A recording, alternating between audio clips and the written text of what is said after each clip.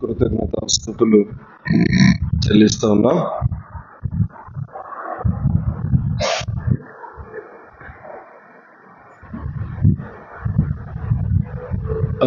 ప్రత్యేకంగా రాజన్న కుటుంబానికి ప్రేమను తెలియజేస్తాను. ఇంతకీ పెళ్లి కొడుకు పెళ్లి కూతురు ఎక్కడ ఉన్నారు? వెరీ గుడ్ కనిపించారు. రైట్ కూర్చో. చాలా సంతోషం. ఈ సమయంలో దేవుని వాక్యాన్ని నేను 3 తలంపులు నేను మీకు జ్ఞాపకం చేయాలని ఇష్టపడుతా ఉన్నా. దేవుని వాక్యాన్ని కొంచెం మనసు పెట్టి మీరు శ్రద్ధగా వినాలని మనవి. ముఖ్యంగా నా టార్గెట్ ఎవరంటే ఇప్పుడు మీ ఇద్దరే, వాళ్ళిద్దరు మాత్రమే కాదు, మనమందరం కూడా. సరేనా? దేవుని వాక్యాన్ని కొంచెం మనసు పెట్టి విందాం.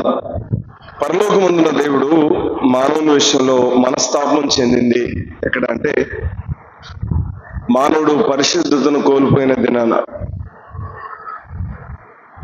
మానవుడు ఎప్పుడైతే పరిశుద్ధతను కోల్పోయాడో దేవుడు చాలా వేదన చెందాడు. కనుక పరిశుద్ధతను కోల్పోయిన దినాన ఏం జరిగింది అంటే, అన్ని డోర్లు క్లోజ్ అయిపోయింది. జీవవృక్ష ఫలానికి వెళ్ళే దారి క్లోజ్ అయింది, దేవుని ముఖ దర్శనం క్లోజ్ అయింది, పరలోకం క్లోజ్ అయింది, అన్ని ఎవ్రీథింగ్ ఇస్ క్లోజ్. ఎప్పుడు ఏం కోల్పోతే? ఒకే ఒకటి, పరిశుద్ధతను కోల్పోయారు. ఆ కారణాన్ని బట్టి అన్ని క్లోజ్ అయిపోయింది. పరలోకమందున దేవుడు మానవుని ప్రేమించి మానవునికి పరిశుద్ధతను ఇవ్వడానికి ఆయన పరలోక సింహాసనం నుండి భూలోకానికి అరుదించాడు. ఆయన శిలువలో చిందించిన పరిశుద్ధ రక్తం ద్వారా మానవునికి పరిశుద్ధత, పరలోక భాగ్యం దొరికింది. దేవుని వాక్యంలో చూడండి, లేవియాకాండం 11వ అధ్యాయం. నేను మీ దేవుడైన యెహోవాను, నేను పరిశుద్ధుడని కనుక మీరును పరిశుద్ధులై ఉండినట్లు మిమ్మల్ని మీరు పరిశుద్ధపరచుకొని వలన. నేల మీద ప్రాకు జీవరాశుల్లో దేని వల్ల మిమ్మల్ని మీరు అపవిత్రపరచుకొనకూడదు. పరలోకమున్న దేవుని కాంక్ష ఏమంటే, పరిశుద్ధులు పరిశుద్ధులు పరిశుద్ధులు పరిశుద్ధులై ఉండాలి. మిమ్మల్ని మీరు అపవిత్రపరచుకొనకూడదు, పరిశుద్ధులుగా ఉండాలి. అది దేవుని గొప్ప ఆశ. ఇదే మాట ఎత్తి పేతురు రాసిన పత్రికలో చూడండి. పేతురు రాసిన పత్రిక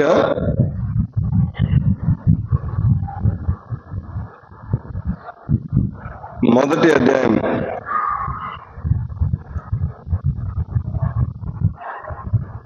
14-16 వచనాలు కలిసి చూడండి.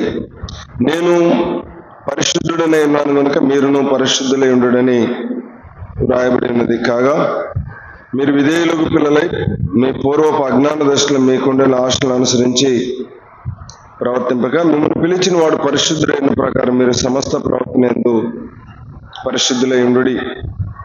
సమస్త ప్రవర్తన యందు పరిశుద్ధులు మనం కావాలి. దేవుని ఆశది.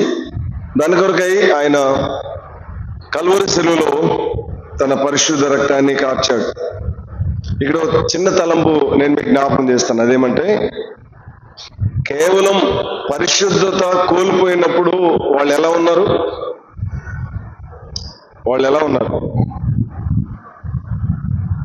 దిగంబరులుగా ఉన్నారు కదా. పరిశుద్ధతను కోల్పోయిన తర్వాత ఎలా ఉన్నారు? దిగంబరులు. సేమ్ అదే పరిశుద్ధతను మానవునికి ఇవ్వటానికి శిలువలో ఆయన ఎలా ఉన్నాడు?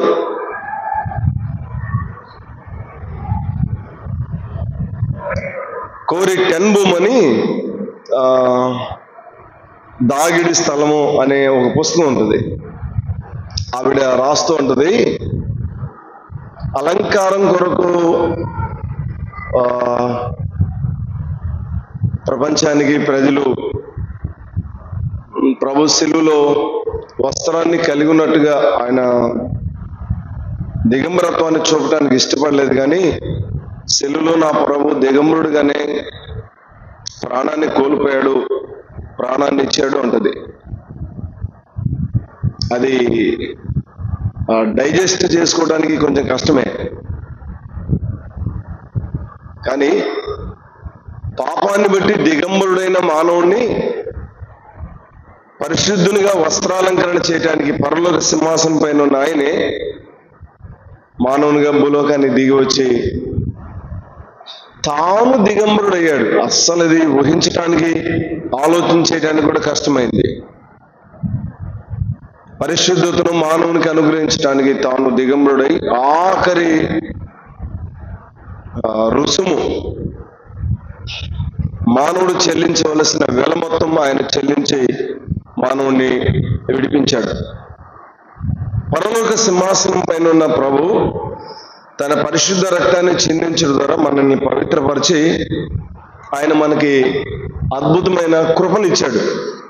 కృప అనేది, మీరు జాగ్రత్తగా ఉండండి, కృప అనేది పరిశుద్ధులకు మాత్రమే సొంతమైంది. ప్రపంచం అంతా కృప ఉంది, కానీ కృపని వాడుకునే వాళ్ళు ఎవరు అంటే కేవలం సెయింట్స్ మాత్రమే, పరిశుద్ధులు మాత్రమే. కాబట్టి మీ వైవాహిక జీవితాన్ని ప్రారంభించారు, ఇది 9వ రోజు అనుకుంటాను. అది కంటిన్యూగా సఫలీకృతం కావాలి అంటే మీరు మీ జీవిత కాలం అంతా పరిశుద్ధతను కాపాడుకోవాలి. పరిశుద్ధతను కాపాడుకునే వారి జీవితాల్లో దేవుడు కృపనిస్తాడు. కృప ఎంతైనా ఇస్తాడు. ఎంత కృప కావాలంటే అంత కృపనిస్తాడు. నేను 3 మాటలు జ్ఞాపకం చేసి తర్వాత పాఠంలోకి వెళ్తాను. దేవుని పిల్లలమైన మనం దేవుడిచ్చే కృప ఎంత విశేషమైందంటే చూడండి. నంబర్ 1, పరిశుద్ధతలో నుండి మాత్రమే మనం కృప పొందగలం. పరిశుద్ధులు మాత్రమే కృపను అనుభవించగలరు. 6వ అధ్యాయం, రోమాపత్రిక 6వ అధ్యాయం 14వ వచనం. రోమాపత్రిక 6వ అధ్యాయం 14వ వచనం. మీరు కృపకే గాని ధర్మశాస్త్రములకు లోనైన వారు కారు గనుక పాపం మీ మీద ప్రభుత్వము చేయదు. మీరు నాకెళ్ళి చూడాలి. పరిశుద్ధులైన వారు పరిశుద్ధతను కాపాడుకుంటూ జీవిస్తూ ఉండగా ఇక్కడ ఒక భలే ఆర్డర్ చెప్పాడు. నేను అవన్నీ మళ్ళీ జ్ఞాపకం చేయడానికి టైం అయిపోతుంది. మీరు ఇంటికి వెళ్ళి 6వ అధ్యాయాన్ని ప్రత్యేకంగా చదవండి. 6వ అధ్యాయాన్ని ప్రత్యేకంగా చదవండి. ప్రియ ప్రభువే మన కొరకు మరణాన్ని అనుభవించాడు, సమాధి చేయబడ్డాడు, తిరిగి లేచాడు, జీవముతో కూడిన నిరీక్షణ మనకిచ్చాడు, అంటే కృపనిచ్చాడు. ఆ కృపను పొందిన మన పైన పాపానికి ప్రభుత్వం ఉండదు. మీరు చెప్పండి, దేనికి ప్రభుత్వం ఉండదు? పాపానికి ప్రభుత్వం ఉండదు. ఆదికాండం రండి, ఒక్క మాట. 7:23 చూడండి. 7:23. 7:23.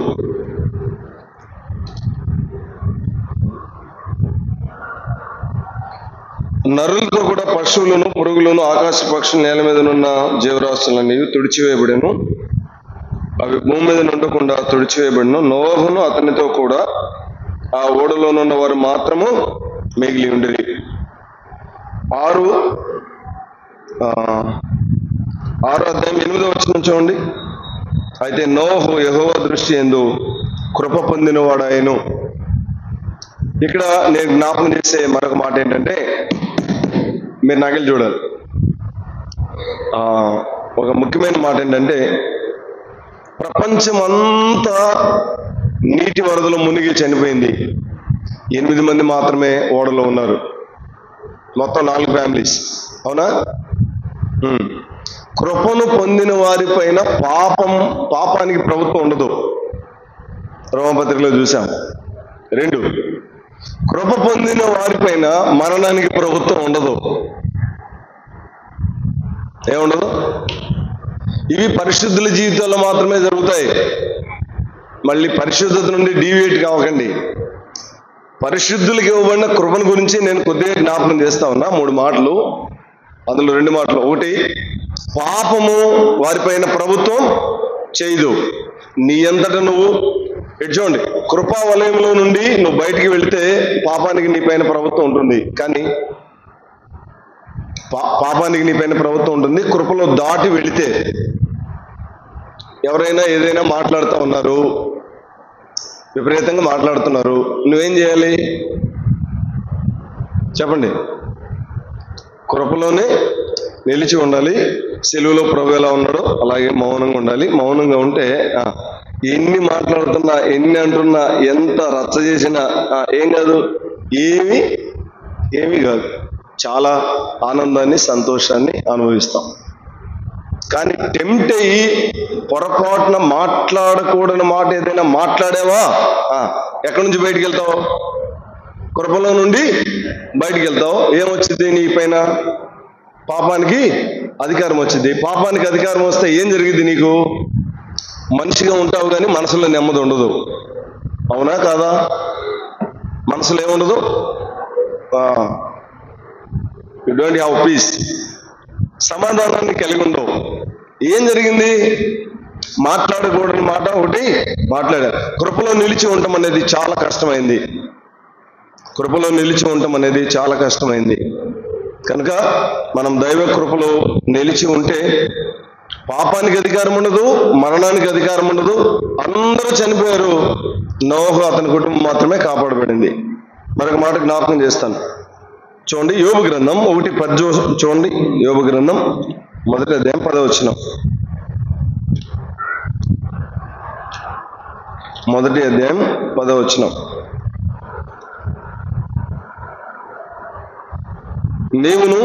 నీవు అతనికి కలిగిన ఇంటి వారికి, అతనికి కలిగిన సమస్యలను చుట్టూ కంచె వేస్తుంది కదా.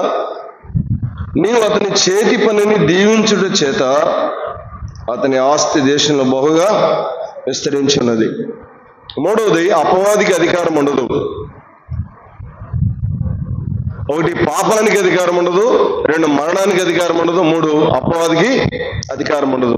పరిశుద్ధుల జీవితాల్లో దైవికమైన కృపను దేవుడు వారికి ఇచ్చిన తర్వాత వారు ఇలాంటి విజయవంతమైన ఆశ్చర్యకరమైన జీవితాన్ని వారు జీవిస్తారు. ప్రభు పిల్లలమైన మన విశ్వాస జీవితంలో చాలా జాగ్రత్తగా మనం బ్రతకాలి. పరిశుద్ధతను కాపాడుకుంటూ చాలా చాలా జాగ్రత్తగా మనం జీవించాలి. భూలోకంలో ఉన్న మానవునికి దేవుడు ఏమి ఇవ్వాలన్నా అవన్నీ దేవుడు పరిశుద్ధతలో నుండి ఇచ్చాడు. పరిశుద్ధతలో నుండి కృపను, ప్రేమను, కనికరాన్ని, దయను, మీరు ఎన్నన్నా చెప్పండి, అవన్నీ పరిశుద్ధతలో నుండి పుడతాయి. కాబట్టి పరిశుద్ధ జీవితాన్ని మనం కాపాడుకుంటున్నప్పుడు దేవుడు కృపనిస్తాడు, పరిశుద్ధులకు కృపనిస్తాడు. కృపను కలిగిన వారు ఈ 300 విజయవంతమైన జీవితాన్ని జీవిస్తారు. 1, పాపం చేయరు, పాపం వారిపైన అధికారాన్ని చూపలేదు. 2, మరణము వారిపైన అధికారాన్ని చేయదు. 3, అపవాది వారిపైన అధికారాన్ని చేయడు. మీకు రోమాపత్రిక ఒక మాట జ్ఞాపకం చేస్తాను చూడండి. 16వ అధ్యాయంలో 20వ వచనం. సమాధానకర్త దేవుడు సాతానును మీ కాళ్ళ కింద శీఘ్రంగా చితకదొక్కించును. మన ప్రభువైన యేసుక్రీస్తు కృప మీకు తోడై ఉండును గాక. దేవుడు అపవాదిని కాళ్ళ కింద ఏం చేస్తాడు? ఇడ్చోండి చితక ప్రొక్కిస్తాడు. యోబు గ్రంథంలో కృప అనే మాట లేదు, కానీ ఇక్కడ మనం చదువుకున్న వాక్యంలో ఏముంది? కృప అనే మాట ఉంది. కృప ద్వారా దేవుడు మానవునికి ఇచ్చిన కృప ద్వారా పాపాన్ని జయించే శక్తి, మరణాన్ని జయించే శక్తి, అపవాదిని జయించే శక్తి మానవునికి దేవుడిచ్చాడు. ఇది పరిశుద్ధుల జీవితాల్లో చాలా స్పష్టంగా మనం చూడగలం. మీరు ఇటు 300 విజయవంతమైన జీవితాన్ని జీవించాలని నేను కోరుకుంటా ఉన్నాను. ముఖ్యంగా పరిశుద్ధ జీవితాన్ని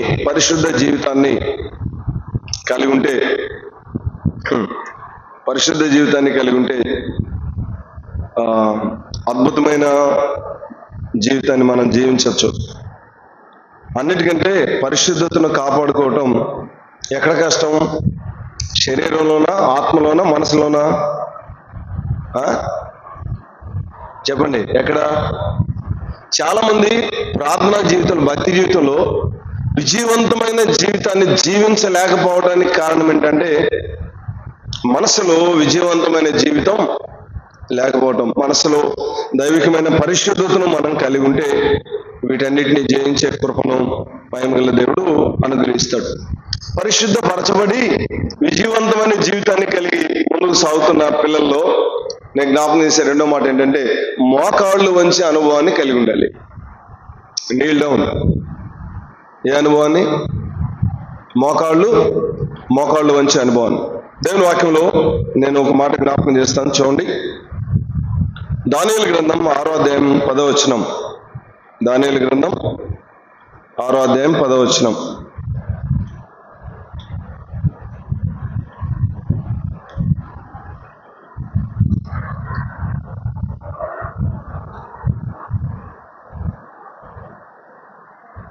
ఇట్టి శాసనము సంతకం చేయబడిన దానియేలు తెలుసుకున్నాను. అతడు తన ఇంటికి వెళ్ళి యథాప్రకారంగా అనుదినము ముమ్మారు మోకాళ్ళలోని తన ఇంటి పైగది కిటికీలు యెరూషలేము తట్టు తెరబడి ఉండగా తన దేవునికి ప్రార్థన చేయొచ్చు, ఆయనను స్తుతించొచ్చు వచ్చాను.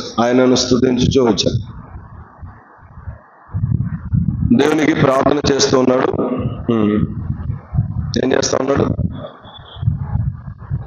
దేవుని సన్నిధిలో అంగలారుస్తూ ఉన్నాడు. దేవుని సన్నిధిలో మోకాళ్ళు ఉంచే వ్యక్తి, నేను ఇలా చెప్పాలనుకుంటున్నా, మోకాళ్ళు ఉంచే వ్యక్తికి ప్రపంచంలో అసాధ్యం అనేది ఏదీ లేదు. మీరు విన్నారా? ఈరోజు మన జీవితాల్లో ఉన్న కష్టాలకి, శ్రమలకి కారణం ఏంటంటే మనం వంచాల్సినట్లుగా మోకాళ్ళు వంచకపోవటం. తినడానికి వంగుతాం, ఇంకా రకరకాల పనులకు వంగుతాం. దేనికి వంగం? మోకరించడానికి మాత్రం వంగం. ఏమైంది? నేను ప్రేమతో మీకు జ్ఞాపకం చేస్తున్నా, ప్రతిరోజు ఉదయకాలం మోకాళ్ళతో మీ జీవితాన్ని ప్రారంభించండి. ఆ రోజు క్లోజ్ చేసేటప్పుడు కూడా మోకాళ్ళతో ప్రార్థన చేసుకుని మీ పడకలకి వెళ్ళండి. మోకాళ్ళ జీవితం ఎంత శ్రేష్టమైందో నేను 3 మాటలు జ్ఞాపకం చేస్తా. ఇటువంటి మోకాళ్ళ జీవితానికి అసాధ్యమైంది ప్రపంచంలో ఏది లేదు. మోకాళ్ళ జీవితాన్ని నువ్వు కలిగి ఉంటే దేవుడు ఆశ్చర్యకరమైన సంగతులు, అద్భుతమైన సంగతులు నీ జీవితంలో ఆయన జరిగిస్తాడు. చూడండి, 2వ అధ్యాయం 18వ వచనం. తానును తన స్నేహితులతో కూడా బబులోనులో తక్కిన జ్ఞానులతో కూడా నశింపకుండానట్లు ఆ కలి యొక్క మర్మం విషయంలో పరలోకమందున దేవుని వల్ల కటాక్షము పొందిన నిమిత్తమై ఆయనను వేడుకొనుడని వారిని హెచ్చరించెను. అంతటా రాత్రి ఎందు దర్శనం చేత ఆ మర్మము దానియేలునకు బయలుపరచబడెను కనుక దానియేలు పరలోకమందున దేవుని స్తుతించెను. దేవుని వాక్యాన్ని మనం జ్ఞాపకం చేసుకుంటూ ఉన్నప్పుడు గొప్ప సంతోషాన్ని కలిగించే విషయం ఏంటంటే ప్రార్థించే అనుభవం. అమ్మ సోదరులారా, ఇక్కడ ఒక మాట చెప్పాలనుకుంటున్నాను మీకు. అదేంటంటే మనకి వెంటనే కార్యాలు జరిగిపోవాలి. ప్రార్థించే అనుభవం, మోకాళ్ళు ఉంచే అనుభవం ఎప్పటి నుంచి నేర్చుకున్నాడు దానియేలు? ఎప్పటి నుంచి నేర్చుకున్నాడు? చెప్పండి, ఎప్పటి నుంచి నేర్చుకున్నాడు? బాల్యం నుండి నేర్చుకున్నాడు. రైట్ టైంలో, సమయం వచ్చినప్పుడు దేవుడు కార్యాన్ని చేశాడు. పరలోకమందున్న దేవుడే తనకి మరలా దర్శనమిచ్చి మాట్లాడాడు. ఇక్కడ ఒక మాట జ్ఞాపకం చేస్తా ఉన్నా. అదేమంటే అందరిపైన ఉన్న మరణ శాసనాన్ని మోకాళ్ళు ఉంచిన వాడు కొట్టివేయగలిగాడు. నీ ఇంట్లో వాళ్ళ విషయంలో కానీ, నీ కుటుంబంలో ఎవరి విషయంలోనైనా కానీ అనేకులు ప్రభు దగ్గరికి రావాలి అంటే నువ్వేం చేయాలి? మోకాళ్ళు వంచాలి. ఈ భాగంలో మరణ శాసనాన్ని కొట్టివేశాడు. రాజు సభ తీర్చాడు. దానియేలు నేను చెప్తాను అన్నాడు కలభావాన్ని కలను వివరించి చెప్తా ఉండగా సభ మొత్తం ఆశ్చర్యంగా తిలకిస్తా ఉన్నారు. ఇది చాలా అసాధ్యమైంది. ఎందుకంటే రాజు కన్న కళ తను చెప్పడం ఏంటి? రాజు కలగన్నాడు. రాజు కన్న కళ దానియేలు చెప్తా ఉన్నాడు. మోకాళ్ళ ద్వారా దేవుడు సంగతులను తెలియజేస్తాడు. ఆశ్చర్యకరమైన సంగతులను అసమానమైన కార్యాలను దేవుడు చేస్తాడు. నేను ప్రేమతో మీ విషయమై కోరుకునేది ఏమంటే, మీరు మోకాళ్ళ నుంచి అనుభవాన్ని కలిగి ఉండాలి. ఏ అనుభవాన్ని చెప్పండి? ఏమంచాలి? మోకాళ్ళు ఉంచాలి. చాలా మందికి మోకాళ్ళు వంగవు.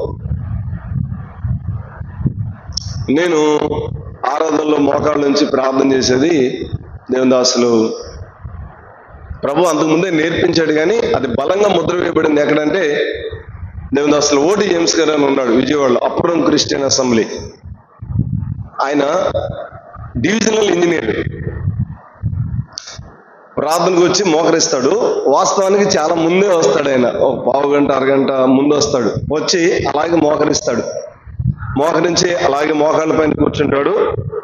అలా మోకాళ్ళ పైన కూర్చొని ప్రార్థన మొత్తం అంత అయిపోయే వరకు పాటలు కానీ, స్తుతులు కానీ, ఆరాధన వర్తమానం కానీ అన్ని అయిపోయే వరకు మోకాళ్ళ పైన ఉంటాడు. ఎలా సాధ్యం అర్థం కాల. నేను చాలా కాలం చాలా బాధపడ్డాను.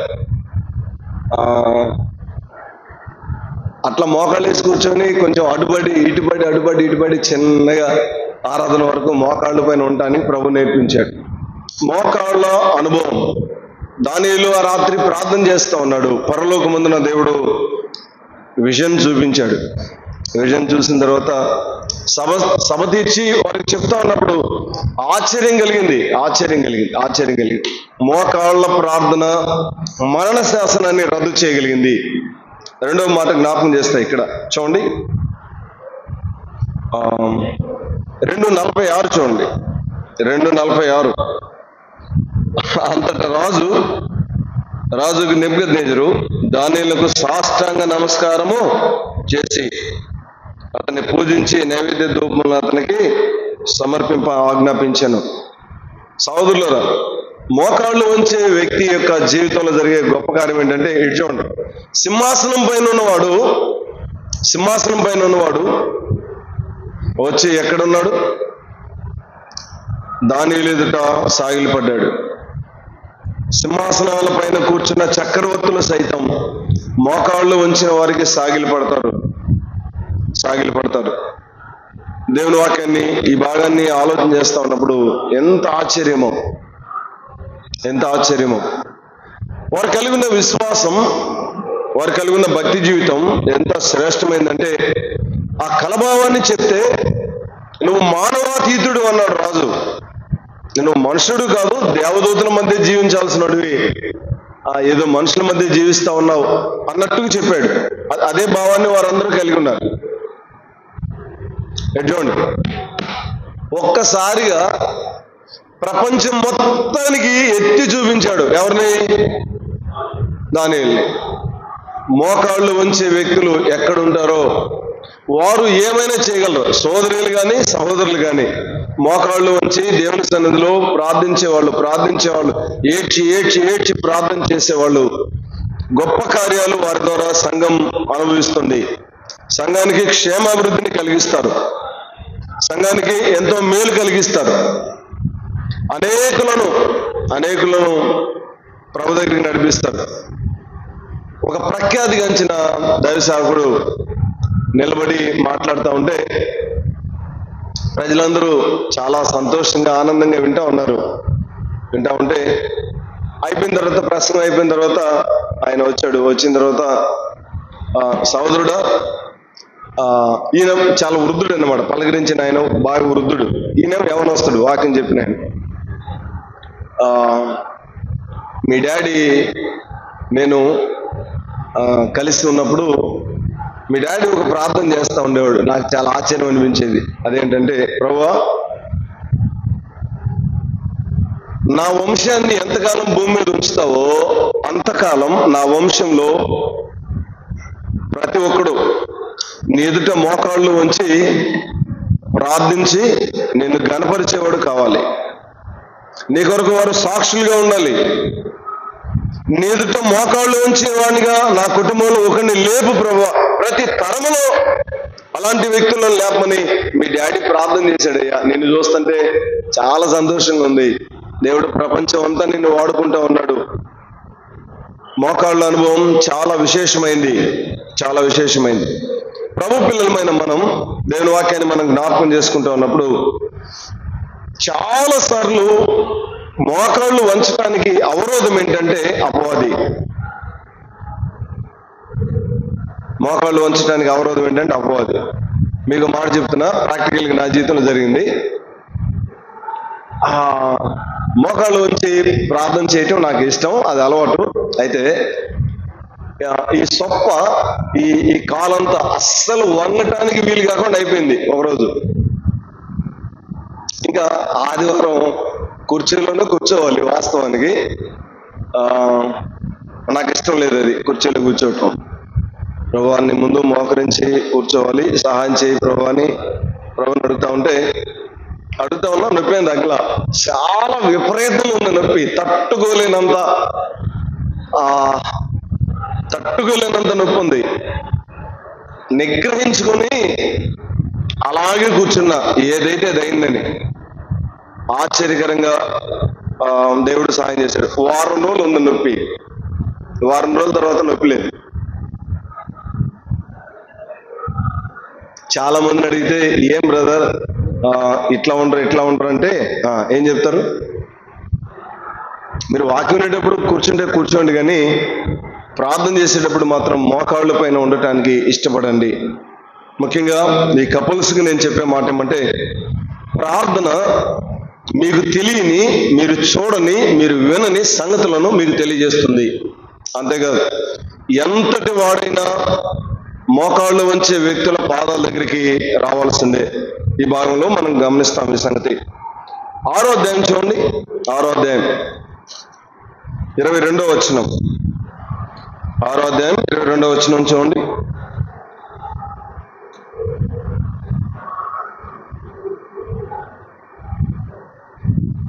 ఇరవై చూస్తున్నాను.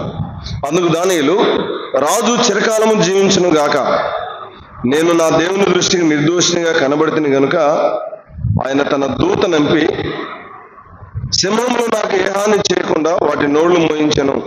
రాజా, నీ దృష్టికి నేను నేరం చేసిన వాడిని కాను కదా నేను. ఈ భాగంలో మనం గమనిస్తా ఉన్నప్పుడు సింహాల బోన్లో ఎందుకు వేయబడ్డాడు? 6:13 మనం చదువుకున్నాం. ఒకసారి జ్ఞాపకం చేస్తా చూడండి. 6:13. అందుకు వారు, చెరపట్టబడిన యూదుల్లో ఉన్న దానియేలు నిన్నే గాని నువ్వు పుట్టించిన శాస్త్రమే గాని లక్ష్య పెట్టక అనుదినము ముమ్మారు ప్రార్థన చేయుచు వచ్చుచున్నాడండ్రి. ఎన్నిసార్లు చేసేవాడు? ముమ్మారు. ఎలా చేసేవాడు చెప్పండి? ఎలా ప్రార్థన చేసేవాడు? మోకాళ్ళు వంచి. ఎవరైనా క్యాడర్ ఏంటి? అల్లాటప్పవాడు అనుకున్నారేంటి? ఎవరు? ఆనాటి ప్రపంచానికి ప్రధానమంత్రి. ఎవరు? ప్రధానమంత్రి మోకాళ్ళు ఉంచితే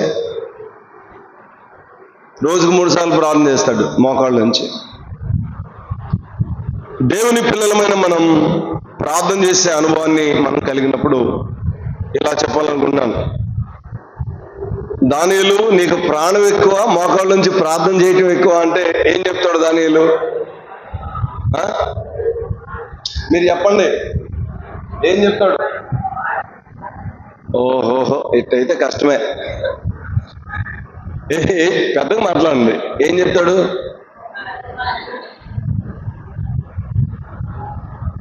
మరి మీరేం చెప్తారు? నీ స్టేట్మెంట్ చెప్పు. ప్రార్థన ఎక్కువ, ప్రాణం ఎక్కువ? సోదరుడా, విజ్ఞాపనకి ఎంతమంది వస్తారు? విజ్ఞాపన చేయడానికి ఎంతమంది వస్తారు ఇక్కడికి? 50నా 50 మంది వస్తారు. ఉండటానికేమో ఇప్పుడు చాలా మంది ఉన్నాం. 50 మంది రావడం అంటే దారుణం కదా. ఏది ఎక్కువ కావట్లేదు మనకి సహోదరులుగా, కొంచెం కష్టమే అని నేను చెప్పే ఈ మాట అయినా తీసుకోండి.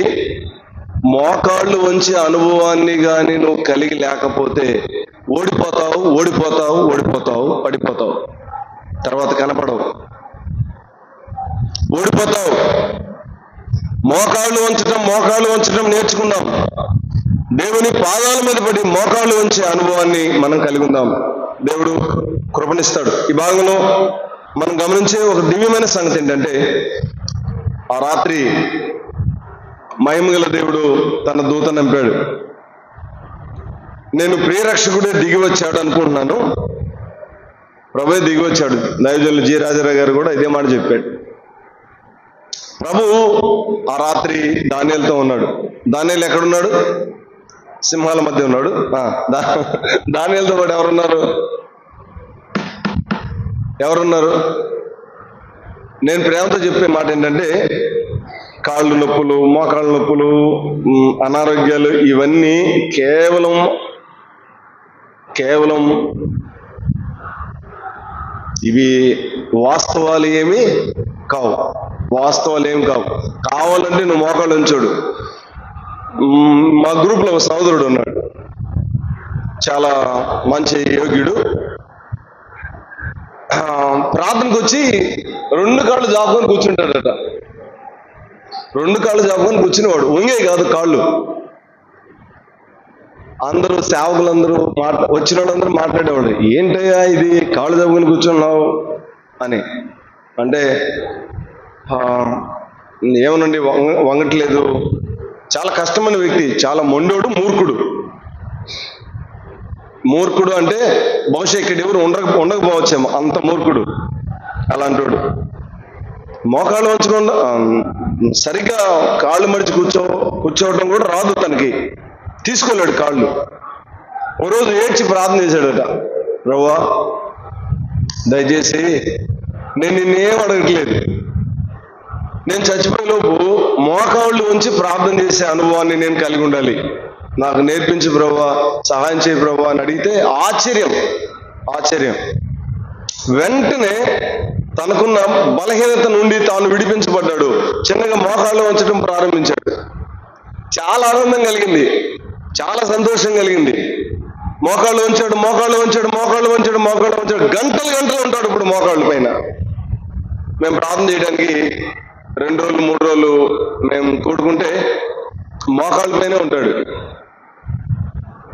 ఎక్కువ గంటలు ఉంటే నొప్పి పుడితే లేచి అటు ఇటు తిరుగుతాడు. మేమైనా కొన్నిసార్లు ఇటు పడతాం అటు పడతాం, కానీ మోకాళ్ళ పైనే ఉండి తాను ఇటు పడ్డావు అలాగే ఉంటాడు.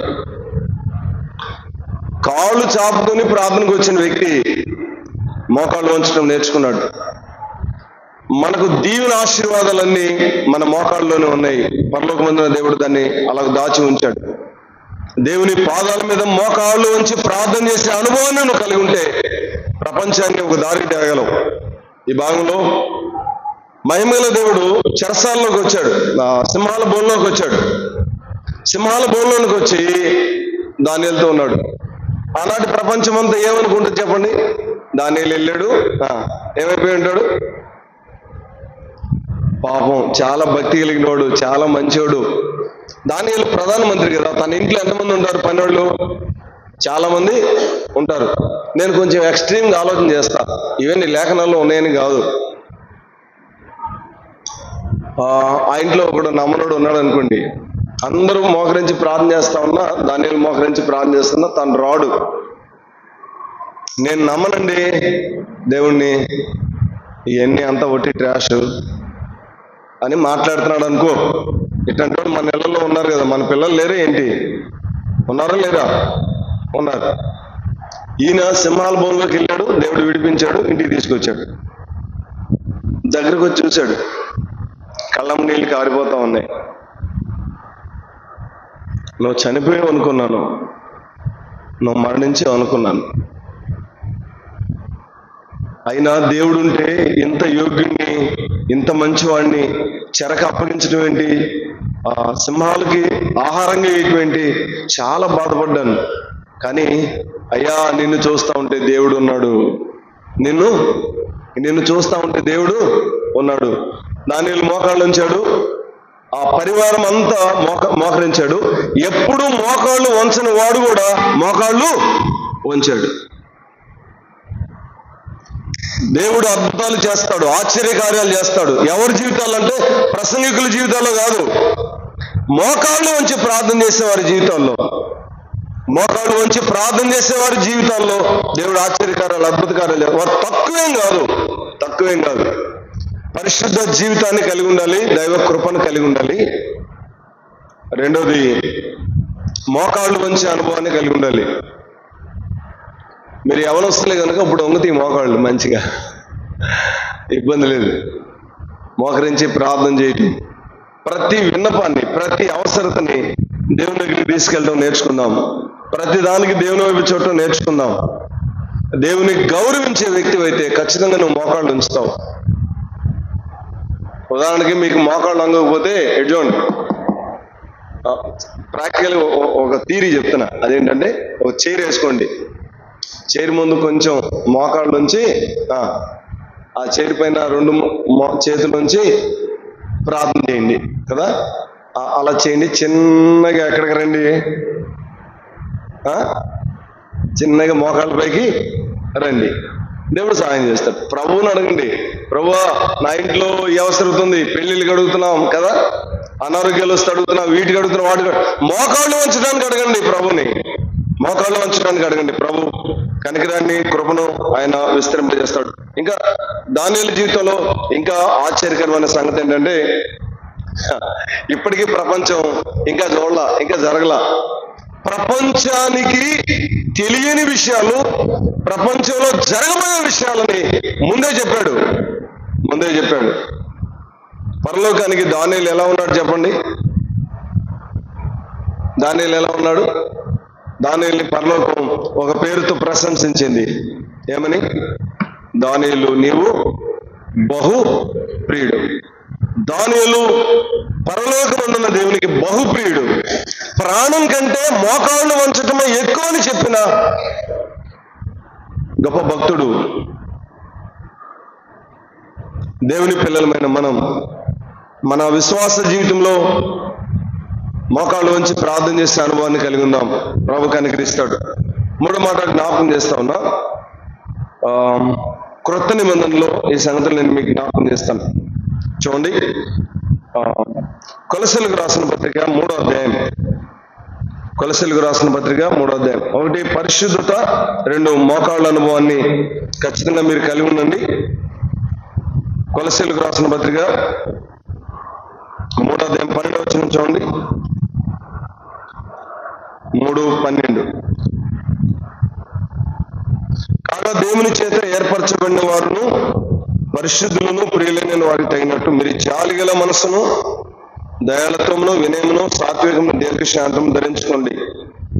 ఎవడైనా తనకు హాని చేసిన ఒకడు అనుకుని ఒకరినొకడు సహించు, ఒకరినొకడు క్షమించుడి. ప్రభు మిమ్మల్ని క్షమించలాగిన మీరును క్షమించుడి. వీటన్నిటిపైన పరిపూర్ణతకు అనుబంధమైన ప్రేమను ధరించుకొనుడి. పరిపూర్ణతకు అనుబంధమైన ప్రేమను ధరించుకోండి. దేవుని పిల్లలమైన మనం ఈ సంగతులు ఆలోచన చేస్తూ ఉన్నప్పుడు, ముఖ్యంగా జత చేయబడిన మీరిద్దరూ చేరొచ్చిన మనం అందరం కూడా దైవికమైన ప్రేమను, క్షమాపణను మనం కలిగి ఉండాలి.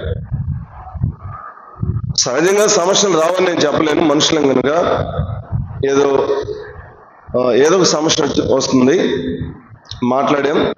మాట్లాడిన తర్వాత దేవుని పిల్లలం కనుక చూడండి, క్షమించకపోయినా, ప్రేమించకపోయినా నువ్వు మోకాళ్ళు వంచలేవు. మోకాళ్ళ నుంచి దేవుని దగ్గరికి వెళ్ళలేవు.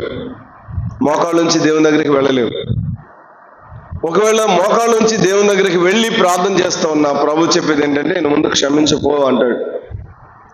క్షమించే అనుభవం, ప్రేమించే అనుభవాన్ని మనం కలిగి ఉండాలి. క్షమించే అనుభవం, ప్రేమించే అనుభవాన్ని మనం కలిగి ఉన్నప్పుడు దేవుడు ఆశ్చర్యకరమైన కృపను ఇస్తాడు. యోహాను సువార్త 1:12 ప్రకారం విశ్వాసం ఉంచిన వారు ఆయన పిల్లలయ్యారు. కానీ 6వ అధ్యాయం లూకాసు సువార్త 35వ వచనం చూడండి. 6:35 లూకాసు సువార్త 6వ అధ్యాయం 35వ వచనం.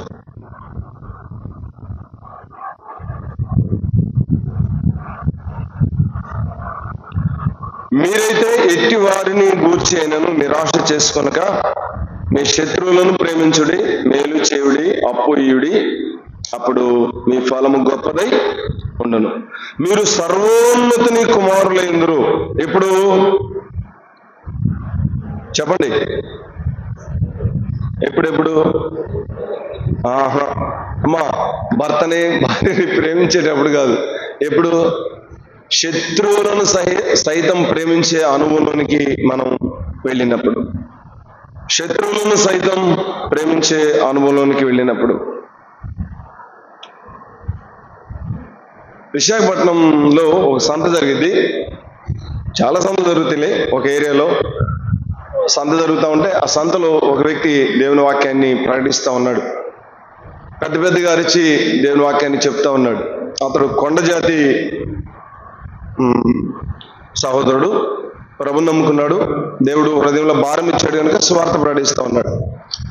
ఒక వ్యక్తి వచ్చి అతనితో వాదన పెట్టుకుని గొడవ చేసి కొట్టి గాయపరిచాడు. కొట్టడం కూడా మామూలు కొట్టలేదు, చాలా దారుణంగా కొట్టాడు.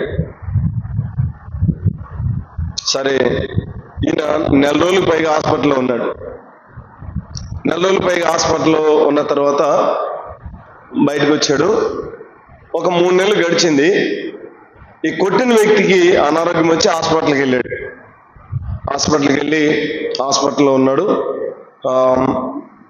తను అనుకుంటున్న వారు ఎవరు తన్ని ప్రేమించట్లేదు, పరామర్శించట్లేదు, చచ్చిపోతాడని ఇంకా వదిలేశారు. డాక్టర్లు, బంధువులందరూ వదిలేశారు. అలాంటి పరిస్థితుల్లో తనకు తెలిసింది, పక్క ఊరే తనకు తెలిసింది. అందరూ చెంటున్నారు, అయ్యా దేవుడు చాలా న్యాయవంతుడు, నిన్ను కొట్టినోడు 3 నెలలు తిరగక ముందే హాస్పిటల్లో చావు బతుకుల మధ్య ఉన్నాడు, తగిన శిక్ష దేవుడు విధించాడు అని మిగతా వాళ్ళందరూ చెప్తా ఉన్నారు. విశ్వాసులు కూడా చెప్తారులే ఇట్లాంటి మాటలు. సరే, ఇప్పుడు తనేం చేయాలి? అవునా, అలా జరిగిందా, దేవుడు న్యాయమే చేశాడు అనాలి. అలా అన్నావంటే నువ్వు చిన్న పిల్లవి, ఆత్మీయంగా చైల్డ్హుడ్, అప్పుడే పుట్టిన పిల్లవి. అస్సలు మనకు ఆ మనసే ఉండకూడదు. ప్రేమతో వందనాలు చేసి చెప్తున్నా, మనకు ఆ మనసే ఉండకూడదు. తెలిసిన వెంటనే తన దగ్గర ఉన్న కొంచెం డబ్బులు తీసుకొని హాస్పిటల్కి వెళ్ళాడు. ఈయన చూడంగానే ఆయనకు గుండె అయిపోయింది. ఇదేంట్రా బాబు, ఈయన వచ్చాడు అని చూసి పలకరించి, నీ కొరకు ప్రార్థన చేస్తాను అన్నాడు. చావు బతుకుల మధ్య ఉన్నాడు. సరే ప్రార్థన చేయన్నాడు. ప్రార్థన చేశాడు. చేయి తీసి తను తీసుకెళ్ళి ఈవి చేతిలో పెట్టాడు. పైకి లేచి పడక మీద నుండి లేవలేని వాడు లేచి కౌగిలించుకొని బోర్ నేర్చాడు. సరే, పరామర్శించి అంత అయిపోయిన తర్వాత మనసులో ప్రేరణ కలుగుతా ఉంది. ఏంటంటే అతన్ని ఒకసారి అతని డాక్టర్ని కలిసి అతని వ్యాధి ఏంటో అడుగుని. సరే, ఇతను వెళ్ళి డాక్టర్ని అడిగాడు, ఏంటి సార్ అతని వ్యాధి ఏంటి, చాలా ఇబ్బందికరమైన పరిస్థితిలో ఉన్నట్టున్నాడు అంటే అప్పుడు చెప్పాడు, అయ్యా అతనికి నాకు కరెక్ట్గా గుర్తులేదు, ఓ పాజిటివ్ ఏదో మొత్తానికి ఆ బ్లడ్ కావాలి, అది ఇక్కడ మా దగ్గర లేదు, దొరకదు. పైగా అతని పరిస్థితి కష్టంగా ఉంది, బ్రతికే ఛాన్స్ తక్కువ. ఒకవేళ ఈ రక్తాన్ని ఎక్కిస్తే అంటే ఈయనన్నాడు, సార్ నాది అదే బ్లడ్ గ్రూపు, నా రక్తాన్ని తీసుకోండి అంటే పరీక్షిస్తే తనది అదే రక్తం. పక్క బెడ్ పైన పడుకొని రక్తం ఇచ్చి అతన్ని కాపాడి దేవుడు కనికరించి అతన్ని విడిపించాడు. ప్రభునందు విశ్వాసం ఉంచాడు, జీవగల దేవుని సంఘంలో చేర్చబడ్డాడు. ఎలా చెప్పండి, ఎలా? మనం అలా చేస్తున్నావా? చెప్పండి, అలా చేస్తున్నావా? నువ్వు రోజు మంచి కూర వండుకుంటే నీ ఆడపడుచుకో లేకపోతే ఆడబిడ్డకి ఎవరికొరు పెడతావు. వాళ్ళు ఏదో పెద్ద పొట్టేలను కోసారని తెలిసింది, నీకు కనీసం చారు కూడా పోయిలా. ఏమంటావు చెప్పండి? మన ఆలోచనలన్నీ ఇవే కదా, మనకున్న సమస్యలన్నీ ఇవే కదా. ప్రభు వాక్యంలో చెప్పిన మాట ఏంటంటే, శత్రువులను ప్రేమించండి అప్పుడు మీరు నా కుమారులు, సర్వోన్నతిని కుమారులు ఇందులో అన్నాడు. విశ్వాసం వల్ల కుమారులు అయ్యాం, వాస్తవమే అది. కానీ శత్రువులను ప్రేమించే స్థాయికి ఎదగాలి. ఉంచింది భూమి మీద ఎందుకంటే ఆ స్థాయిలో, శత్రువులను ప్రేమించే స్థాయిలో నువ్వు ఆయన కుమారుడుగా ఉండాలని.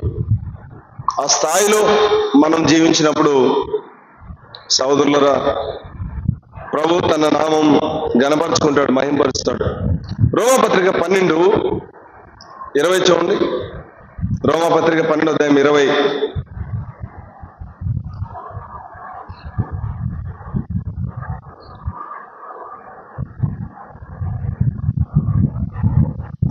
కాబట్టి నీ శత్రువు ఆకలిగా ఉంటే అతనికి భోజనం పెట్టము, దప్పిగ్గునుంటే దాహమేమో. అలాగ చేయటం వలన అతని తల మీద నొప్పులు గొప్పగా పోయేదు. కీడు వలన జయింపబడక మేలు చేత కీడును జయించండి. కీడును జయించడానికి ఉన్న ఒకే ఒక దారి మేలు.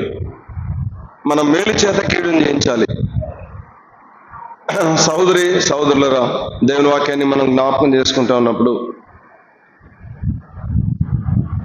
శత్రువు ఆకలిగునుంటే అతనికి భోజనము పెట్టుము, దప్పిగ్గునుంటే దాహమేమో.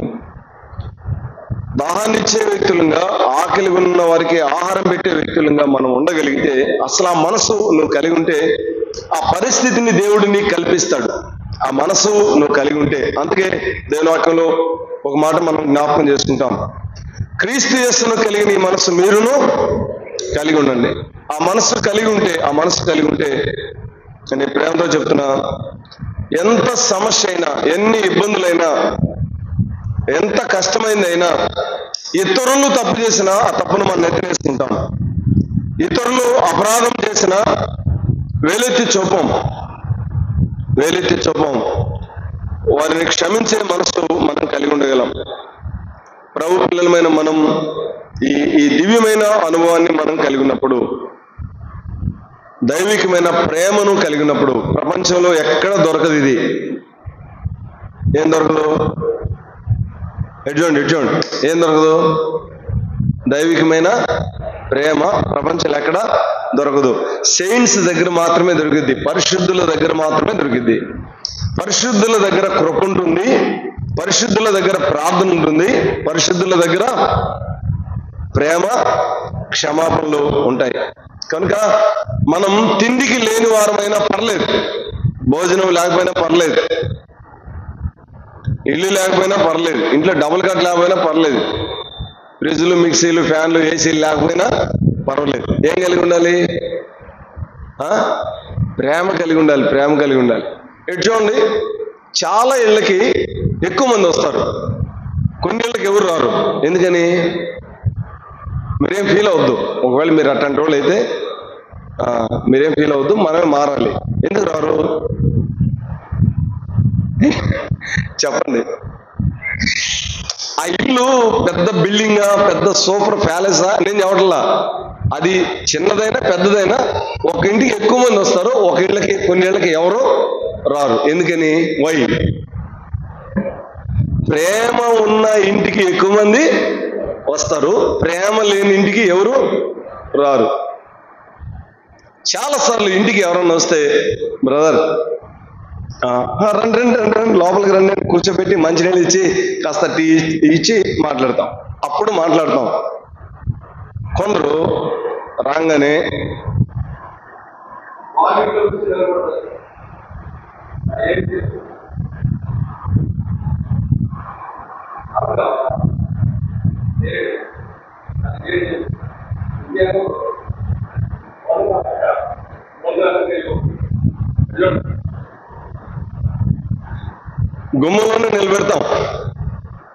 గుమ్మంలోనే నిలబెడతాం, లోపలికి వచ్చి కూర్చోండి అని అనం.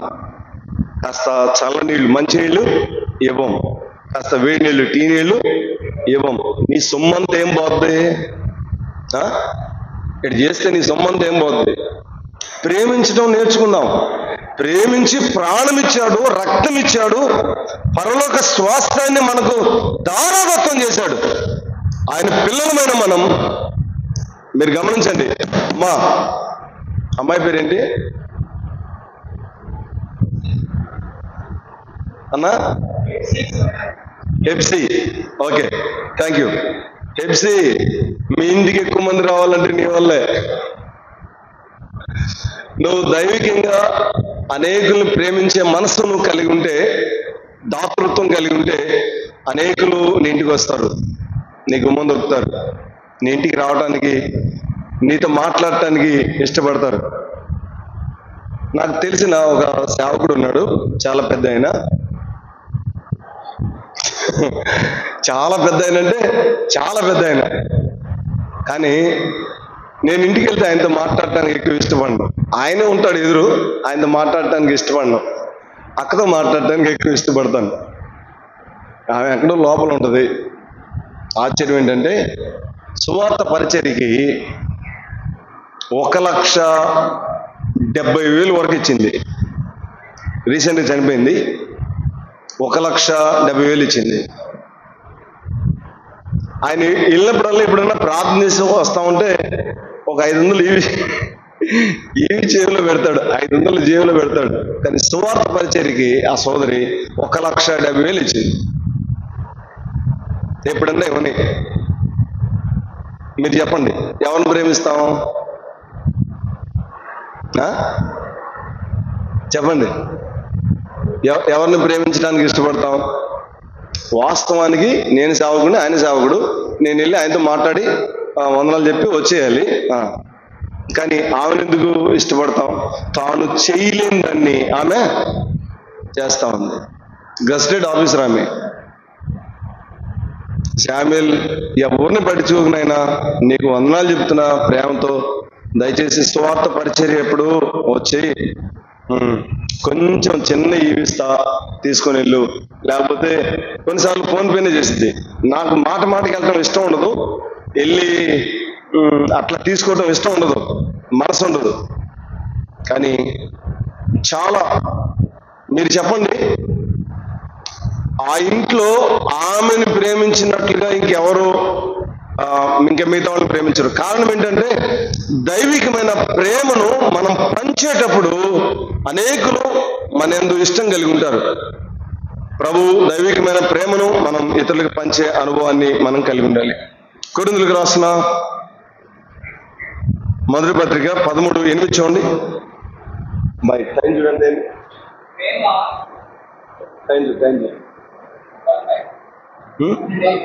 ఓరి నాయన, క్షమించండి, టైం అయిపోయింది. సరే, ఒక మాట చెప్పి క్లోజ్ చేస్తాం. చదువు. ప్రేమ శాశ్వత కాలం ఉండును, ప్రేమ శాశ్వత కాలం ఉండును, ప్రవచనంలో నిరర్థకము, భాషలో నిలిచిపోను, జ్ఞానమైన నిరర్థకము. అదే వచ్చిన పూర్ణమైనది వచ్చినప్పుడు పూర్ణము కానిది నిరర్థకమగును. చూడండి, పూర్ణమైంది ఏంటి? ఓ సోదరులరా, పూర్ణమైంది ఏంటి? ప్రేమ. ప్రేమ ప్రేమ ప్రేమ అనే పేరుతో చాలా పదాలు మనం వల్లివేస్తూ ఉంటాం, కానీ ఇది చాలా ఎక్కువ అపార్థం చేయబడతాం. ప్రేమ పరిపూర్ణమైంది, పరిపూర్ణమైంది. ఆఖరి వచనంలో చెప్తుంటాడు, కాగా విశ్వాసం, నిరీక్షణ, ప్రేమ, ఈ 3 నిలిచిన వీటిలో శ్రేష్టమైనది ప్రేమయే. 14:1 చెప్తాడు, ప్రేమ కలిగి ఉండుటకు ప్రయాసపడండి. దైవికమైన ప్రేమను కలిగి ఉందాం, ప్రేమను కలిగి ఉందాం. కుటుంబంలో కూడా భర్త ఎళ్ళ భార్య చూపాల్సింది ప్రేమ, భార్య ఎళ్ళ భర్త చూపాల్సింది కూడా ప్రేమ. రీసెంట్గా ఒక ఆమె చనిపోతే, భార్య చనిపోయింది, ఆయన ప్రభువు నమ్ముకోలేదు. ఒక ఆమె పేరు మీద ఒక విగ్రహాన్ని కట్టించడానికి ఇష్టపడ్డాడు. ఆయన చెప్పిన టెస్టిమనీ ఏంటంటే, సాక్ష్యం ఏంటంటే, నా భార్యలాగా నన్ను, నా పిల్లల్ని, ఈ ఊర్లో వాళ్ళని ప్రేమించే వ్యక్తి ఈ ఊర్లో లేడు అని చెప్పాడు. ఈ ఊర్లోనే లేరు. అంత ప్రేమించింది. అందుకని ఆమెను మర్చిపోలేక షాజహాన్ తాజ్మహల్ కడితే ఈయనేం కట్టించాడంటే ఆమెకి ఒక విగ్రహాన్ని నిలబెట్టించి చుట్టూ ఇల్లు కట్టించి దాన్ని ఒక కోవిలుగా ఏర్పాటు చేశాడు. దైవికమైన ప్రేమను మనం కలిగి ఉంటే ఆ ప్రేమను ఇతరులకు పంచి పెడతాం. నీ దగ్గర డబ్బులు ఉంటే ఏం చేస్తావు? లక్షాధికారివా, కోటీశ్వరుడా, ఉన్నదాన్ని ఇతరులకు ఇవ్వటానికి ఇష్టపడతాం. దైవికమైన ప్రేమను మనం పంచే వ్యక్తులుగా ఉంటే ప్రభుకు అనుగ్రహిస్తాడు. నేను చెప్పిన సంగతులు మీరు మనసులో పెట్టుకోండి. ఒకటి, పరిశుద్ధత కలిగి ఉండాలి. అపవాది దాడి చేసేది కేవలం పరిశుద్ధత పైనే. రెండు, పరిశుద్ధులకు దేవుడు కృపనిస్తాడు. ఆ కృప వలన ఒకటి, పాపాన్ని జయించగలం. రెండు, మరణాన్ని జయించగలం. మూడు, అపవాదిని జయించగలం కృప ద్వారా. నేను జ్ఞాపకం చేసిన భాగంలో రెండవది జ్ఞాపకం చేశాను. ఏంటి? మోకాళ్ళు వంచే అనుభవం. మోకాళ్ళు వంచే అనుభవాన్ని నేను కలిగి ఉంటే ఎలాంటి పరిస్థితులైనా నువ్వు మార్చివేస్తావు. అది నీకు సాధ్యమవుతుంది. బబులోను సంస్థానాన్ని క్రీస్తు సంస్థానంగా మార్చివేసిన ఒకే ఒక్కడు దానియేలు. కావాలంటే మీరు చరిత్ర గ్రంథాలు చదువుకోండి. మోకాళ్ళు ఉంచి ప్రార్థన చేసేవాడు ఇంత అద్భుతమైన ప్రభావాన్ని చూపగలడా అంటే ఎస్, చూపగలడు. ప్రార్థించే అనుభవాన్ని కలిగి ఉందాం. మూడు, ప్రేమను, క్షమాపణను కలిగి ఉందాం. ఏం కలిగి ఉందాం? ప్రేమను, క్షమాపణ. మీరేం ఫీల్ అవుతుంది కానీ ఒక మాట అడుగుతున్నా, ఎంత ఉంది? ఏంటి ప్రేమ ఎంత ఉంది?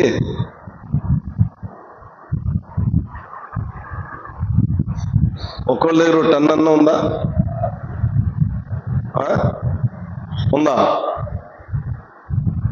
ఒక ఆయన అన్నాడు 100 గ్రాములు కూడా లేదయ్యా అన్నాడు. ఏంటి? ప్రేమ. దైవికమైన ప్రేమను కలిగి ఉందాం. ప్రభు ఇచ్చిన ప్రేమను మనం కలిగి ఉంటే అసలు ముఖ్యమైన సంగతి చెప్తా, జీవితంలో నువ్వు గొప్ప ఆనందాన్ని, సంతోషాన్ని అనుభవిస్తావు. నీ అంతటా నువ్వు చాలా సంతోషాన్ని, ఆనందాన్ని అనుభవిస్తావు. ప్రభుని బట్టి ప్రభు స్వరాన్ని వింటావు, ప్రభు చెప్పింది చేసే అనుభవాన్ని కలిగి ఉంటావు. అటు కృప మహిమ గల దేవుడు మన ఇళ్ళ విస్తరింపచేయును గాక. తల ఉంచండి, ప్రార్థన చేద్దాం.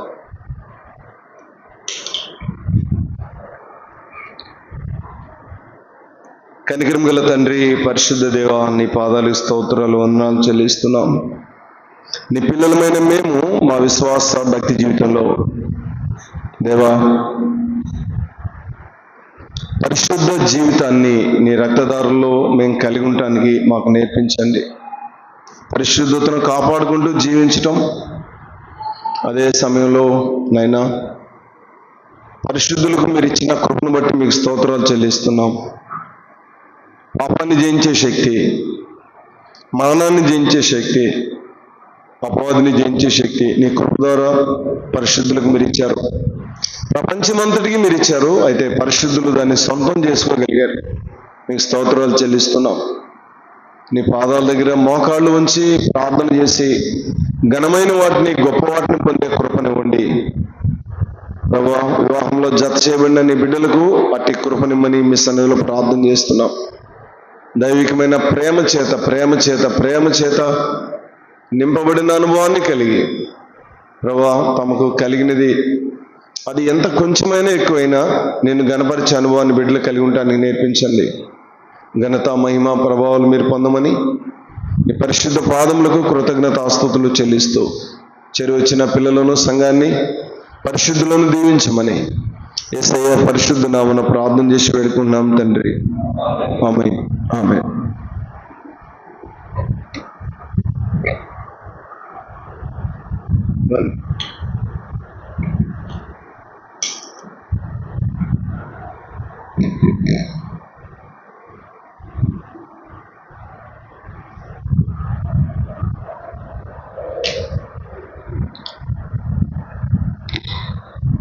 సూర్యతేజ హెప్సి సునైనలకు దేవుని దాసులు 3 మాటలు జ్ఞాపకం చేశారు.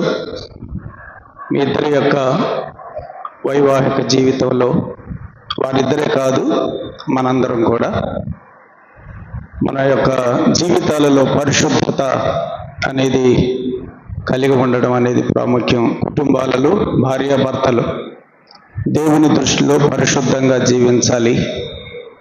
రెండవదిగా ప్రార్థనా జీవితం మీరిద్దరు కలిగి ఉండండి. మీ కుటుంబాన్ని ప్రార్థనతో ప్రారంభించండి. దినచర్యను ప్రార్థనతో ముగించి పడకలకు వెళ్ళడం మీ కుటుంబ జీవితానికి అది దీవెనకరంగా ఉంటుంది. మూడవదిగా ఇద్దరు కూడా ఒకరినొకరు ప్రేమించుకోండి. ఇద్దరు ఒకరిని ఒకరు క్షమించుకోండి. ఇప్పుడు కొత్తగా పెళ్ళైంది కాబట్టి ప్రేమకు తక్కువేమి ఉండదని అనుకుంటున్నాను. కొత్తగా పెళ్ళైంది కాబట్టి ప్రేమకు తక్కువేమి ఉండదు. సంవత్సరాలు గడిచే కొద్దీ ప్రేమ తగ్గకూడదు. అది కొత్తగా పెళ్ళైన తర్వాత ఒక ఆయన బండి మీద భార్యను కూర్చోబెట్టుకొని వెళ్తుంటే పడతావు గట్టిగా పట్టుకు అన్నాడంట. భార్యని పడతావు గట్టిగా పట్టుకు అన్నాడంట. ఒక 2-3 సంవత్సరాలు అయిన తర్వాత షర్ట్ వదిలో నలిగిపోతుంది అన్నాడంట. ముందేమన్నాడంటే గట్టిగా కొట్టుకున్నాడంట. తొలిలో ఉన్న ప్రేమ 2 సంవత్సరాలు అయిన తర్వాత ఏమైపోయింది? ప్రేమ తగ్గిపోయింది. షర్టు నలిగిపోద్ది, ఏందా పట్టుకోవటం, పగ్గుచూలేవు అన్నాడంట. ప్రేమ తగ్గకూడదు. భార్య మీద భర్తకు, అలాగే భర్త మీద భార్యకు ప్రేమ ఎక్కువ అవ్వాలి. అలాగే ఒకరిని ఒకరు కూడా క్షమించుకోవాలి. జీవితంలో ఏ పొరపాట్లు వస్తూ ఉంటే భార్య భర్తలిద్దరి మధ్యలో అయితే ప్రభువు యొక్క ప్రేమను బట్టి ఒకరినొకరు కూడా క్షమించుకోవాలి. మంచి తలంపులు మన అందరి కుటుంబాల్లో కూడా వీటిని అనుసరించి జీవించడానికి ప్రభు తన కృపను అనుగ్రహించును గాక. యవ్వన బిడ్డలు సూర్యతేజ అలాగే హెప్సి సునైన మీరిద్దరూ ఇక్కడికి రండి. మీ ఇద్దరి కొరకు ఇద్దరు దేవుని దాసులు మీ కొరకు ప్రార్థన చేస్తారు. తర్వాత తమ్ముడు రాజు ఓట్ ఆఫ్ థ్యాంక్స్ ముగింపులో ఓట్ ఆఫ్ థ్యాంక్స్ చెప్తారు. సూర్యతేజ హెప్సి సునైన ఇద్దరు రండి. ఇద్దరు కొరకు ఇద్దరు దేవుని దాసులు ప్రార్థన చేస్తారు. మొదటిగా సుధా కిరణ్ గారు హెప్సి సునైన యొక్క మేనమామ గారు రాజమండ్రిలో సేవ చేస్తారు. వారు వచ్చి ప్రార్థన చేస్తారు ఇద్దరు కొరకు. తర్వాత స్థానిక సంఘ పెద్దలు రామారావు గారు కూడా ఇద్దరు కొరకు ప్రార్థన చేస్తారు. వారిద్దరు ప్రార్థన చేసిన తర్వాత తమ్ముడు రాజు ఓట్ ఆఫ్ థ్యాంక్స్ చెప్తారు. రండి, సుధా కిరణ్ గారు ప్రార్థన చేస్తారు.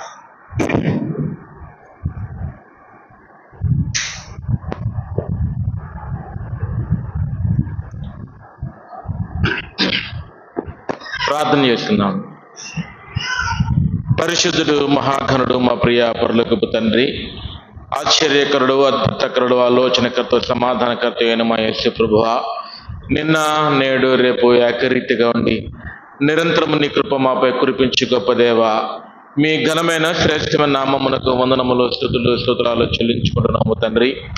సర్వోన్నతమైనటువంటి స్థలంలో దేవునికి మహిమయు, ఆయనకు ఇష్టమైన ప్రజలకు భూమి మీద సమాధానము కలుగును గాక అని ప్రకటించి నీ బిడ్డలమైన మమ్మల్ని ప్రభువా తండ్రి ఇంతదనక ప్రేమించి కరుణించి కటాక్షించి మీ దయా వాత్సల్యత ప్రభు మాకు దయచేసి ప్రభువా ప్రతి అవసరతను ప్రతి కోరికను ప్రభువా సఫలపరుస్తూ నడిపింపజేస్తున్న దేవా నీకు వందనాలు చెల్లించుకుంటున్నాం.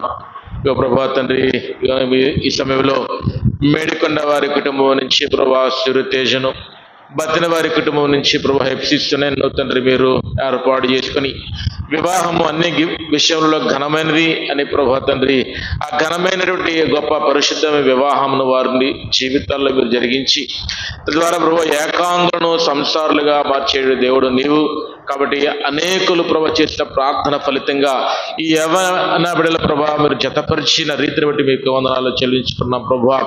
ఇక ప్రభా తండ్రి వారు దేవా భార్య భర్తలుగా తండ్రి మరి లోకంలో సంఘములో సమాజంలో తండ్రి వారు దేవా నడిపించబడి నీ దయందును ప్రభా ఈ సంఘమే దయందును పెద్దల దయందును వర్ధిల్లి రానున్న కాలంలో ప్రభా చక్కటి దీవెనలు ఆశీర్వాదాలు తండ్రి పొందుకొనగలుగు కృప తండ్రి ఈ బిడ్డలకు మీరు దయచేయండి దేవానికి వందనాలు. వారి చదువులు బట్టి వారు పొందిన ఉద్యోగాలు మీరు దీవించండి దేవ, అభివృద్ధిలోనికి వారు నడిపించండి దేవానికి వందనాలు.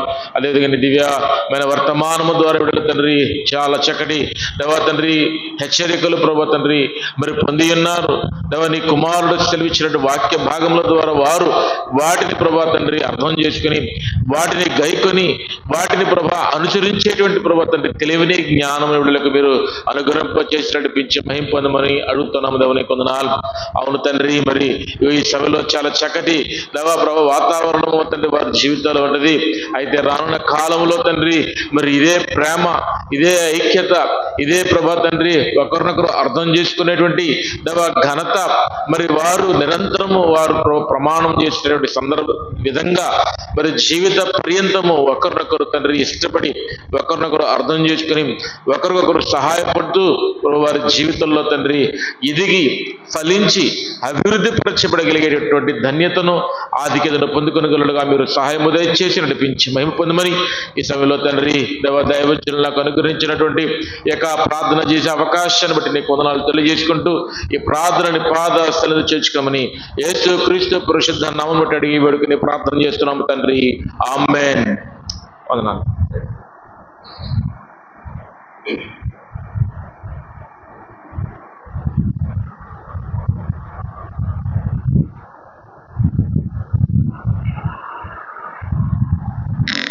మరోసారి ప్రార్థన చేసుకుందాం. పరిశుద్ధుడైన దేవ, మహోన్నతుడ, మహాగణుడ, మీ పరిశుద్ధ పాదములకు మా నమస్కారం చేస్తున్నాం. క్రీస్తు యేసు ప్రభువు ద్వారా మీరు మాకు అనుగ్రహించిన రక్షణ భాగ్యం కొరకై నాయన మీ స్తోత్రం చెల్లిస్తున్నాం. నూతనంగా చేయబడినటువంటి సూర్య తేజను ఎఫ్సి వస్తున్నాయినాను దేవా మీ చేతికి అప్పగిస్తున్నాం. ఇది మీ సంకల్పం అని మీ పాదాలకు మా నమస్కారం చెల్లిస్తున్నాం. జగత్తు పునాది వేయబడక ముందే క్రీస్తు యేసు ప్రభువులో మీరు నిర్ణయించారు. ఆరాధనలో మాకు జ్ఞాపకం చేశారు. మీకు స్తోత్రం చెల్లిస్తున్నాం. వీరిని మీరు ఎరిగి ఉన్నారని మీ పాదాలకు మా నమస్కారం చెల్లిస్తున్నాం. వారిని మీరు నీతిమంతులుగా చేశారు. మీకు స్తోత్రం చెల్లిస్తున్నాం. పరిశుద్ధ వివాహము ద్వారా వారిని జత చేశారు, ఏక శరీరముగా చేశారు. మీకు స్తోత్రం చెల్లిస్తున్నాం. దేవా, వారిని ప్రభువా నిత్యము మీ బిడ్డలుగా కొనసాగినట్లు మీరు నిలిచి ఉండి ఫలించినట్లు సహాయం దయచేయమని వేడుకుంటున్నాం. మీలో నిలిచి ఉంటే వారు ఫలిస్తారు, వృద్ధి చెందుతారు. దేవా, ఇద్దరు కలిసి ప్రభువా మీ ప్రేమ చేత బంధించబడి మీ ప్రేమను ఇతరులకు చాటేవారిగా ఒకరినొకరు ప్రేమించుకుంటూ వారి జీవితం కొనసాగించలాగా కృప చూపమని వేడుకుంటున్నాం. దేవా, మీ కృప వారికి తోడుగా ఉంచండి. దేవా, వారు పరిశుద్ధులుగా తీర్చబడ్డారు. ప్రభువా, మీ కృప చేత లోకాన్ని జయించాలి, సాతానుని జయించాలి, మరణాన్ని జయించాలి. ఓ దేవా నాయన, మీ కృపలో వీరిని భద్రపరచమని వేడుకుంటున్నాం. మీ కృప వారికి తోడుగా ఉంచండి. దేవా, తమ పరిశుద్ధ జీవితాన్ని మోకాళ్ళపై ప్రార్థనలో వారు కలిగి ఉండి లోకాన్ని జయించి నమ్మకమైన బిడ్డలుగా జీవించుటకు సహాయం దయచేయండి. ఎక్కడ ఉన్నా సరే, ఏ దేశంలో ఉన్నా సరే, మీ బిడ్డలుగా వారు మంచి సాక్ష్యం కలిగి జీవించినట్లు సహాయం దయచేయండి. ఇరువురిని మీరు దీవించండి ప్రభువా, వారిని ఫలింపు చేయండి, వృద్ధిపరచండి నాయన. దేవా, వారు మీ కృప చేత నాయన ఒకటిగా చేయబడినందుకు మీకు స్తోత్రం చెల్లిస్తున్నాం. వారిని బహుగా దీవించమని, వారి బంధువులను, వారి తల్లిదండ్రులను, వారి స్నేహితులందరినీ దీవించమని మీ పాదాలకు నమస్కారం చెల్లిస్తూ యేసుక్రీస్తు ప్రభు వారి దివ్యమైన నామంలో నీ స్తోత్రం చెల్లించి ప్రార్థన చేయుచున్నాం తండ్రి, ఆమేన్. అందరికీ వందనాలు.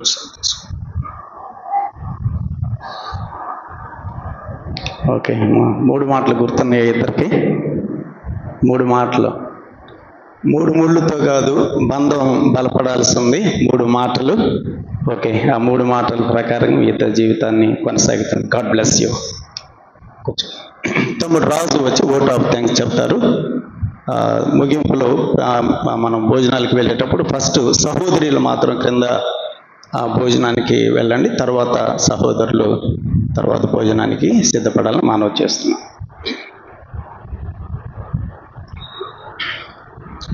ప్రభునందు చేరి వచ్చినటువంటి ప్రభు బిడ్డలైన మీ అందరికీ నా హృదయపూర్వక వందనాలు. ప్రియులారా, ముఖ్యంగా మా జ్యేష్ఠ కుమారుడు మేడికొండ సూర్య తేజ మన స్థానిక సంఘం ద్వారా పేరు పెట్టబడ్డాడు. ఒంగోలులో మన స్థానిక సంఘం ద్వారా నామకరణం చేయబడ్డాడు. అలాగే మన స్థానిక సంఘము ద్వారా బాప్తిస్మము ఇవ్వబడ్డాడు. అలాగే నా వివాహము మన స్థానిక సంఘం ద్వారా జరిగింది. అలాగే నా కుమారుని వివాహము కూడా మన స్థానిక సంఘము ద్వారా, మన స్థానిక సంఘం యొక్క ప్రార్థనల ద్వారా ఆయన వివాహము ఘనంగా దేవుని నామ మహిమార్థమే జరిగినందుకు నాకు ఎంతో సంతోషంగా ఉంది. నా వివాహంలో అన్న ఇందాక గుర్తు చేసినట్లు జి రాజారావు గారు వాక్య పరిచయం చేశారు. ఇప్పుడు నా కుమారుని వివాహంలో శామ్యుల్ అన్న గారు వాక్య పరిచయం చేశారు. ఇంకోటి ఏంటంటే, మేము ఉంటున్న ఉద్యోగరీత్యా మేము హైదరాబాద్లో ఉంటున్నప్పుడు స్థానిక సంఘం ఉప్పల్లో క్రిస్టియన్ బ్రదర్ అసెంబ్లీ, మన ఉప్పల్ అసెంబ్లీ ద్వారా వాక్య పరిచర్యకు శామ్యుల్ అన్నను మేము అక్కడ పిలిచినప్పుడు మన స్థానిక సంఘానికి వచ్చేవారు కాబట్టి మన గృహానికి మా ఇంటికి రావాలన్నా అని అన్నను తీసుకుని వెళ్ళినప్పుడు అన్న మా ఇంటికి వచ్చి ఇంటి పరిస్థితులు, పిల్లల గురించి కూడా అన్న తెలుసుకొని ప్రార్థన చేసేటప్పుడు అన్న తేజు వివాహ విషయమై సరైనటువంటి సాటినటువంటి భాగస్వామి దొరుకుతుంది అని అన్న మా గృహంలో ప్రార్థన చేసి సంవత్సరం కాలేదు. అనుకున్న రీతిగానే మా గృహంలోనికి మేము ఎలాంటి తేజుకు సాటిన సహాయం కోసము ఎదురు చూసామో అటువంటి అంతకన్నా మించి అనుకోవచ్చు భాగస్వామిని ప్రభువారు మాకు అనుగ్రహించారు. అందును బట్టి మా కుటుంబం తరఫున అన్నకు కూడా ప్రత్యేక వందనాలు.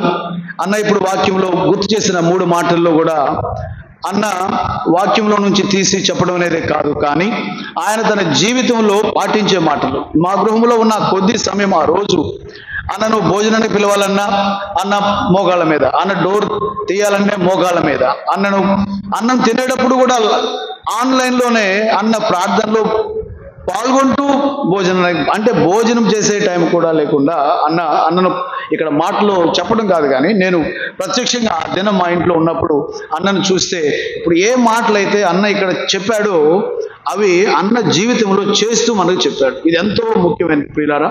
కాబట్టి మా బిడ్డలిద్దరికీ కూడా నేను చెప్పేది ఏంటంటే, మీ జీవితంలో అనుసరించండి, అభివృద్ధి పొందండి అని చెప్తున్నాను. అలాగే స్థానిక సంఘంలో ఇక్కడ ఇంతమంది నేను హైదరాబాద్ పిలిచినా లేదా రాజమండ్రి పిలిచినా ఇంతమంది వచ్చి ఆశీర్వదించలేరు. అందుకే నేను అనుకున్నాను, వివాహము రాజమండ్రిలో ఘనంగా జరిగింది ప్రభు యొక్క నామమును బట్టి. అలాగే హైదరాబాద్లో రిసెప్షన్ కూడా ఎంతో చక్కగా ఘనంగా జరిగింది. కానీ ఇంతమంది రాలేరు కాబట్టి నా స్థానిక సంఘం, మన స్థానిక సంఘం హైదరాబాద్లో మా ఈ వివాహం నిమిత్తమే ప్రార్థించిన ప్రతి బిడ్డకు కూడా ఇక్కడ ప్రేమ విందు ఇవ్వాలి అని గట్టిగా మనసులో ఉండటం బట్టి అక్కడ రిసెప్షన్ అయినా వివాహమైనా కూడా మన స్థానిక సంఘంలో తిరిగి ప్రేమ విందు మీ అందరికీ ఏర్పాటు చేయాలని అనుకున్నాం. అలాగే ప్రియులారా, ప్రార్థించినటువంటి మన స్థానిక సంఘానికి అనేక విజ్ఞాపనలు, వారి వివాహ ప్రకటనలు చేసినారు. మన స్థానిక సంఘం ద్వారా ఎంతగానో ప్రార్థించారు. మీ ప్రార్థనలన్నింటి ఫలితముగా, దేవుని యొక్క కృప ఫలితముగా వివాహము హెప్సీ తేజుల వివాహం ఎంతో ఘనంగా జరిగినందుకు మేమెంతో మా కుటుంబ పరంగా మేమెంతో సంతోషిస్తున్నాం. అట్లాగే మా కుటుంబ సభ్యులుగా మా పెద్దని గారి కుటుంబం, మా చిన్నని గారి కుటుంబం, మా బిడ్డలందరూ, మా రక్త సంబంధికులు అనేక మంది, అలాగే మా స్నేహితులు, అలాగే హెప్సీ తరఫున వారి కుటుంబ సభ్యులు అనేక మంది హైదరాబాద్లో కానీ అలాగే రాజమండ్రిలో కానీ పాల్గొని ఎంతో శ్రమించి వారి వివాహాన్ని ఘనంగా జరిపించారు. వారందరికీ, మా రక్త సంబంధికులందరికీ, మా స్నేహితులకు, అలాగే హెప్సీ వారి స్నేహితులకు, వారి బంధువులకు కూడా మా హృదయపూర్వకమైన కృతజ్ఞతలు చెల్లిస్తుంటున్నాను. ప్రత్యేకించి ఈ దినం అనుకోకుండా, మాకు చెప్పకుండానే మేనకోడలను చూసుకోవడానికి మరి సుధాకిరణ్ గారు ఇక్కడికి రావడం, కుటుంబ సమేతంగా ఇక్కడికి రావడం మేమెంతో సంతోషిస్తున్నాము. మీకు మా ప్రత్యేక వందనాలు. అట్లాగే ప్రత్యేక ప్రార్థనలు చేసినటువంటి రామారావు అన్న అంటే మా కుటుంబ సభ్యుడు. నా వివాహాన్ని ఆయన కళ్ళతో చూశాడు, మీ అమ్మ చదువు నుంచి చూసిన అన్న. కాబట్టి ప్రత్యేకంగా ప్రార్థనలు చేసినటువంటి ఇద్దరికి కూడా సుధాకిరణ్ గారికి, రామారావు గారికి మా కుటుంబం తరఫున ప్రత్యేకమైనటువంటి వందనాలు చెల్లిస్తుంటున్నాం. అలాగే ఎంతో ముఖ్యంగా ఎవరిక్కడికి వచ్చి వాక్యం చెప్పాలనేది నేనైతే అన్నయ్యకు ప్రసాదానికి చెప్పలేదు. ఎవరిని పిలుద్దామంటే మీ ఇష్టం అన్నయ్య అంటే, మరి ఎందుకు అది అలా వచ్చి మళ్ళా ఏ గృహంలో మా కుమారుని వివాహ నిమిత్తం ప్రార్థించారు, ఆయన తిరిగి ఇక్కడికి వచ్చి మా కుమారుని వివాహ కార్యక్రమంలో ఈ కార్యక్రమంలో అన్న వచ్చి మంచి మెసేజ్, ఇది నేను ఇందాకే చెప్పాను, అది ఆయన పాటిస్తూ చెప్పినటువంటి మెసేజ్ బట్టి అలా మా కుటుంబ తరపున మీకు ప్రత్యేక వందనాలు చెల్లిస్తుంటున్నాను. చేరి వచ్చిన మీ అందరికీ మరొకసారి మా హృదయపూర్వకమైనటువంటి కుటుంబ పరంగా వందనాలు చెల్లిస్తూ, మేము ఇస్తున్న ప్రేమ విందులో పాల్గొని సంతోషించి బిడ్డలిద్దరిని ఆశీర్వదిస్తూ మీ వ్యక్తిగత ప్రార్థనలో ఎల్లప్పుడూ వారిరువురిని జ్ఞాపకం చేసుకుంటూ వారి అభివృద్ధి నిమిత్తమై ప్రార్థన చేయాలని, ఇప్పుడు ముందున్నటువంటి కొన్ని సమస్యలు, వీసా ప్రాబ్లమ్స్ అవన్నీ తీరిపోయి వారిద్దరూ ఒక చోట ఉండేదానికి ప్రభు వారు కృప చూపాలని మీ ప్రార్థనలో జ్ఞాపకం చేసుకుని ప్రార్థిస్తూ మీ అందరికీ నా వందనాలు చెల్లిస్తున్నాను.